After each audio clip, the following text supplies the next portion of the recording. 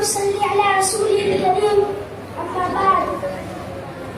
قال النبي صلى الله عليه وسلم: خيركم من تعلم القرآن وعلمه. لفظ و دوستوں، آج کے اس جلسے میں نئی تقریر کا عنوان ہے عظمت قرآن.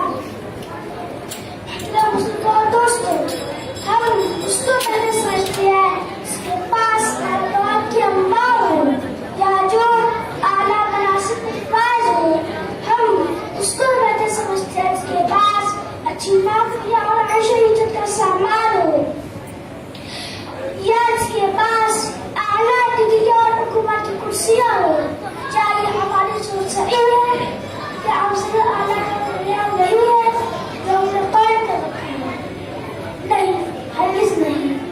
آئیے نوجوان کے سردار تاجدار مدینہ صلی اللہ علیہ وسلم سے پوچھتے ہیں کہ سب سے اچھا کون، سب سے اعلیٰ مشورہ کس کا، کون ہے سب سے بہتر؟ آقا مدنی صلی اللہ علیہ وسلم کی زبان مبارک میں نکلے ہوئے الفاظ پر غور کیجیے.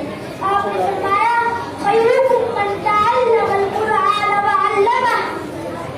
تم میں سے سب سے پہلے وہ شخص ہے جو قرآن کو سمجھتا ہے، جو قرآن کی خدمت کرے، قرآن کو عام کرے، قرآن کی تعلیم دے، قرآن پر عمل کرے، قرآن کی دعوت دے، قرآن پر ایمان لائے. اور کیوں نہ بہتر ہو قرآن سے سکھانے والا، کیونکہ یہ کلام الہی ہے. وہ سارے کلام سب سے اعلیٰ اور جس نبی پر نازل ہوا وہ نبی تمام نبی سب سے افضل و اعلیٰ. اور جس مہینے اور جس شہر میں نازل ہوا وہ شہر تمام شہر سب سے اعلیٰ.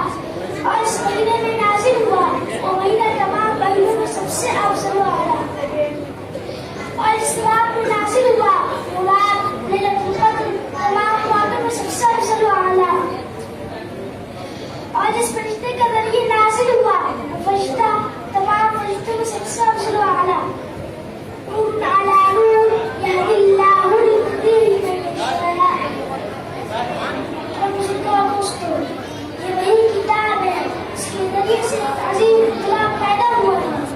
وہ آج پھر اسی سب چیز پر ہدایت پر عمل کر ایک عظیم انقلاب لایا جا سکتا ہے.